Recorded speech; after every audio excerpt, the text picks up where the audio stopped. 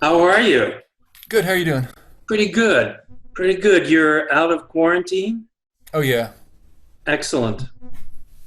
So everything's back to normal in the house as much as it can be under these circumstances? Yeah, normal-ish. Good. Um, when was your quarantine over? Oh, Last. I was I guess it was about 2 weeks ago. Oh, okay. When did we speak last? It may have been 3 weeks. Yeah, it was just for a week, Okay. just to be Family, safe. family happy to have you back. More or less, yeah. Have you taken advantage all of the change in the policy about staying home in Georgia? Have you gone out, in other words? No, no. In fact, I think I'm doubly devoted to staying home now that it's less safe. Have you gotten into a new sort of rhythm in your sequester?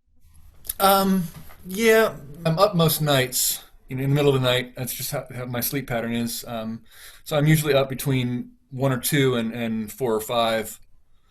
Um, Sometimes studying, sometimes writing, sometimes just vegging on TV.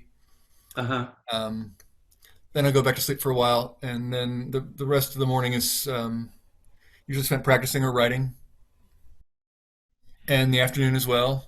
And then my wife and I go for a walk around 4, and then we walk the dogs, and then after dog dinner, then we have our date. Every night we have a date, and we dress up for it, Very and nice. we have a cocktail on the screen porch, or if it's too chilly, we find a nice place inside and just light a candle and have a cocktail together. So that must be a switch, a much more relaxed pace than you normally have in your life. Yeah, way too relaxed. I'm getting a little cabin feverish, not having a rigid schedule from the symphony to stick to. And last time we talked, you said you had a lot of instruments with you. Are you finding the motivation to practice? Yeah, yeah. It's. I mean, I don't have any. There's no symphony coming up, in the foreseeable future. So I don't have to practice any music for work. So I'm practicing all stuff for fun now. Lots of Bach, learning some mandolin, learning some violin. So you play are all those instruments on your wall behind you instruments that you play? Yes, a little bit. I take hesitating stabs at them. You play Bach on the mandolin, or Yeah, I'm working on the Presto from the G minor violin sonata right now. do you ever listen to Live from Here with Chris Thile? Yeah, yeah, He's phenomenal. he really is. My fingers, I think, are a little too big to be that adept at mandolin because the frets are just too close together. But yeah, Chris Daly is he's one that I really admire and emulate. I think there are certain artists that they just because of their curiosity and their bravery, they're not confined to one genre. Like Edgar Meyer, Yo-Yo Ma, Chris Daly, um, Christopher Riley. They're all folks that they sort of transcend the limitations that make them would make them easy to categorize. Do you have any speculation as to why they're able to do that? I think I hesitate to group myself in with them, but some of us see music as one language with lots of dialects, instead of seeing music as these narrow genres to confine yourself to. So the stuff part of it I think comes from being a bass player, because bass is so ubiquitous, and in every genre there's a bass, and if you know how to play the instrument, you can fake your way through the genre, a little, at least a little bit. Um, and every time the symphony does something that's jazzy that requires a bass player, they ask me to play, not because I'm a good jazz player, but because I'm a competent bass player who is willing to stretch that way. And I don't think I'll fool any jazzers into thinking that I'm a jazzer, but um, it's it's versatility is very important to me. You have to have the skills and the interest to pull it off. Yeah, interest, I think, and willingness as much Yeah. as skill. Is the mandolin your favorite instrument other than the bass? Right now, it's up there. I love guitar as well. Do you play an electric guitar? I have a few electrics and a few acoustics. Have you been in a rock band before? Do I recollect that? Um, I've played a lot of modern church worship services in a band setting. I haven't been in a proper band since junior high, I think, but Or um, you did do it in junior high? Was it a in garage band kind of thing? yeah, Did you enjoy that? oh yeah, tons. And I assume you pretty much created the music, you and your bandmates together, or did you do covers? Both. Were the other people in the group skillful at pulling music together on their own? Oh sure, sure. Yeah, I mean that's the kind of player and the kind of person I've always found appealing and sort of gravitated to are the ones that are, again, like we said before, willing to stretch and willing to be brave and step out and create something. And are you composing during this period of time? Oh yeah, yeah, quite a bit. Are you? Hmm. I think the last time we talked, you had mentioned you were doing some short pieces for friends. Yeah, I've written several of those. One for one for Joe and Jess Petrosik, percussion and flute duo. He's our principal percussionist in the symphony, and they've made a video of that that's really nice. I'm not sure when it. I think the symphony's going to release it sometime soon. A little duet called Patience, and wrote a duet for Paul Murphy and Christina Smith. An arrangement of an old pop song from the 19 from the actually from the flu epidemic era, like 1917, 1918. Sure. Um, and there was another duo for baritone and viola, and there was a vocal quartet based on a verse from Isaiah called um, "Come, my people, enter your rooms and shut the doors behind you." Appropriate. You can link to that if you want. I think that's been released. It's on YouTube. Um, it's on the Symphony Channel. And but I think I've got bigger projects on back burners that I was sort of keeping on back burners because I was a little in the sometimes the project is big enough to intimidate you into you're scared you don't want to write something that's not worthy of the project, so you kind of wait and hesitate and procrastinate. Sure. But I've gotten back into the big projects now. I'm working on a little 3-minute overture for small orchestra. That's going to be fun. Do you have a commission to do that, or that's just something you wanted to do? Just something I wanted to do. All right. Has most of your music, for example, like on Everything Lasts Forever, the CD that you recently released, is most of it done because you want to do it, or is it done on commission? All of the pieces on the CD were done by commission. Um, Although the first one was sort of a commission after the fact. The overture called "May Cause Dizziness." Right. That one I just wrote because I wanted to write it, and I turned it in, and they ended up liking it and paying me for it afterwards. Oh, that's nice. Yeah. That's nice. And your commissions have been mostly from the symphony? Yeah. We talked a little bit about the process of developing that CD, which again, I have to tell you, congratulations. It, it must be awe inspiring to be the composer on a CD released by the Atlanta Symphony Orchestra. I mean, I just feel ridiculously lucky. it's kind of a monumental achievement for an emerging composer. Remind me, that was recorded at the end of last year? Well, it was just released at Yeah. the end of March this year. Yeah, so it was recorded 2 years ago. Right. 2 years ago in the spring. As I recollect, you said that when it was being recorded, you were in the sound booth Yeah. and you had two means of communicating with Spano. Yeah, we have a talkback mic that that I guess that everybody can hear in case I need to offer some instruction or apology to somebody in the orchestra for something I've written. And then there's a little private line that connects you to the conductor directly And in case you want to be discreet. sure, did you use either of those lines?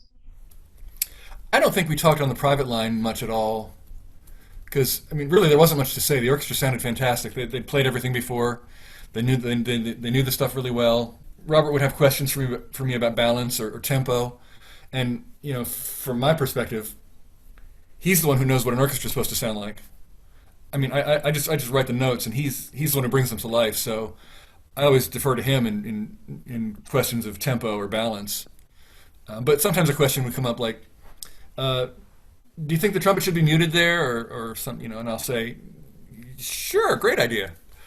When in an instance like that, would that be a permanent change in the manuscript, or would that be like just a one-off? For me, nothing's really permanent ever, um, because I kind of view each performance as a collaboration. It's not like I'm this dictatorial person on top of everything, looking down and dictating how everything goes. I'm as much dependent on them, the players and the conductor, as they are on having the music written in front of them. Um, it's great to write for a group you know so well because you trust them implicitly. And frankly, the I'd rather not have a seminal recording of anything. I'd rather have performances be alive and different every time, depending on who's conducting and who's performing.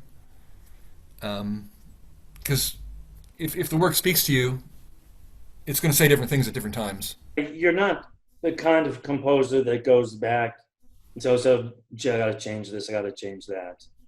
Um, like I think maybe we were talking like Bruckner made lots of changes. Um, Well, he had lots of content to work with. indeed true, indeed true. And sometimes I think he still didn't get it right. No comment.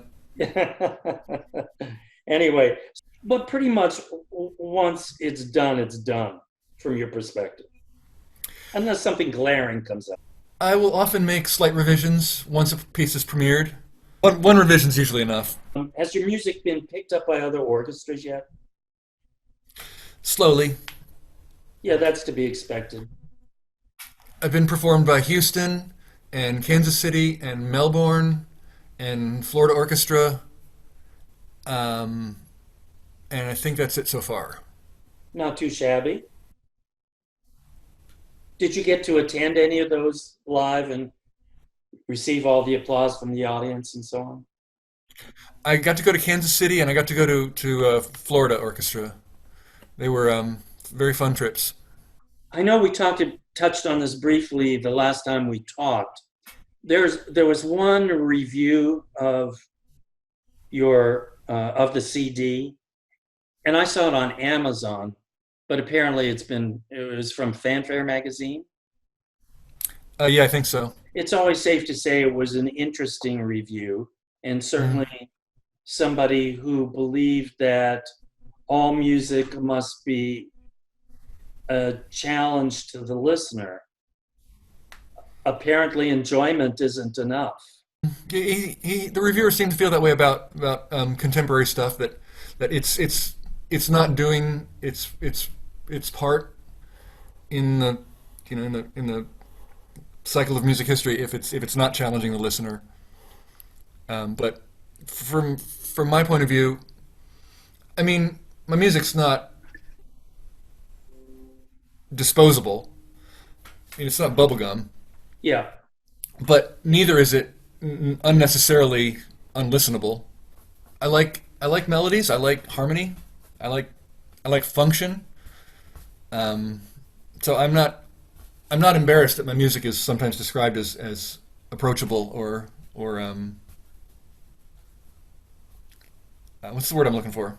listenable is a good. Sure, listenable. Yeah, I think that's a good way to put it.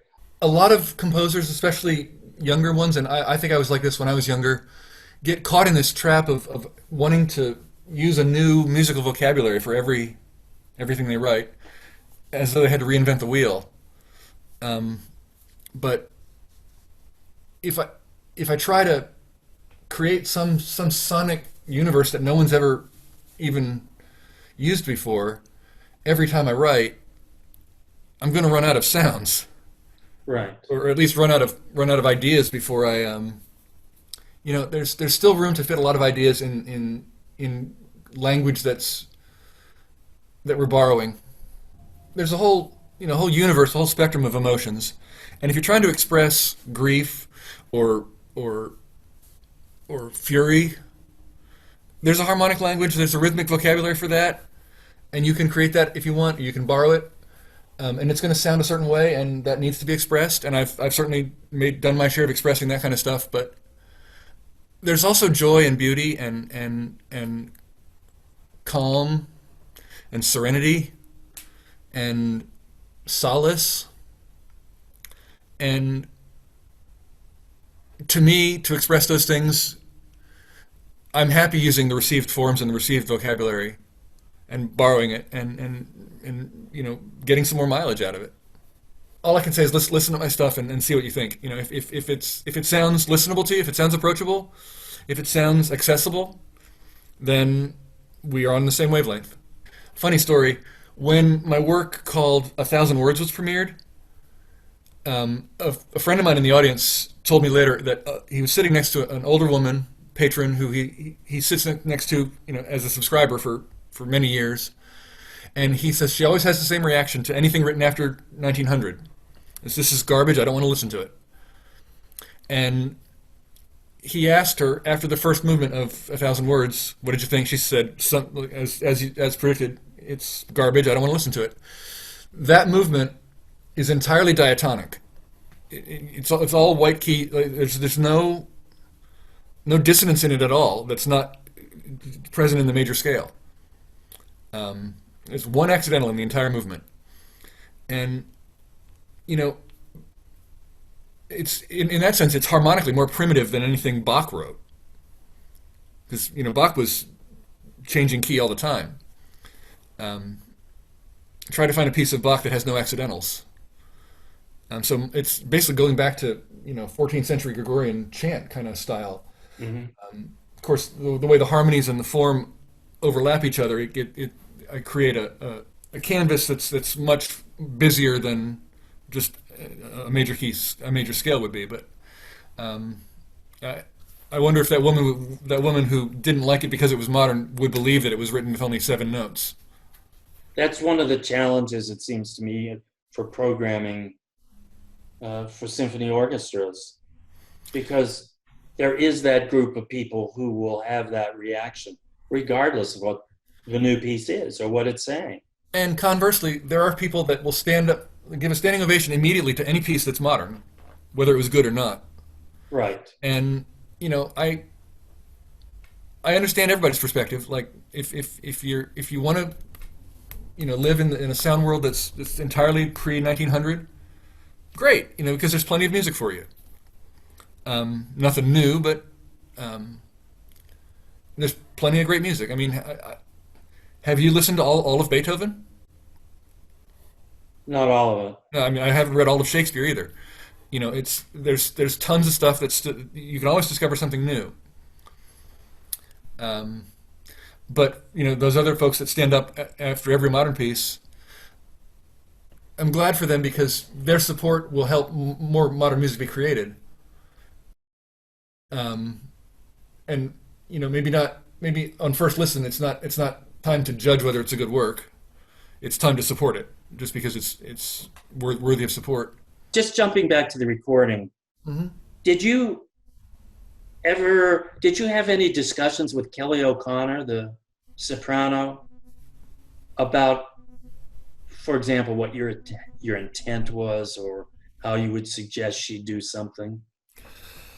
We talked a lot about the text, and we met with the librettist Jesse Brady a few times, and had coffee together, and just talked about the angles that the piece was coming from, and the direction it was headed, and about politics, and about hypocrisy, and about grief.